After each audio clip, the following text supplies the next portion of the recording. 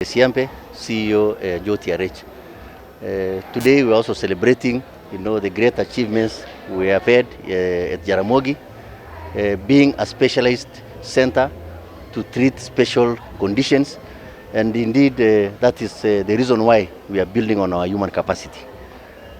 It is the human being that manages everything. In fact, our theaters, our equipments have no meaning without the human being. In fact, in healthcare, the human intervention is very, very critical. Automation, technology cannot replace human beings. And that's why we are focused on healthcare, human resources in healthcare. And that's why we have trained the number of staff and the number of trainees we have had today.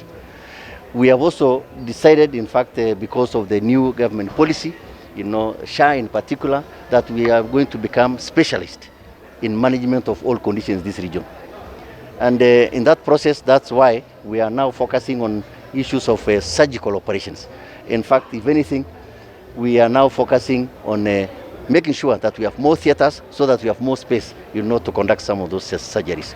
We have also gone ahead, to have more dialysis equipments so that we manage, those complicated and specialized conditions.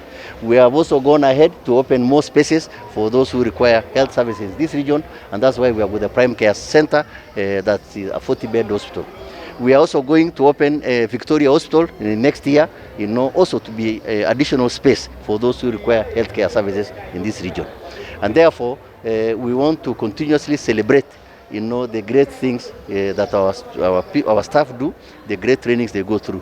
In fact, as Dr. Ganda has mentioned, we are getting a lot of support from the county government to ensure that Jaramogi becomes the premier hospital, not only in Western Kenya, but actually in Kenya. Thank you very much.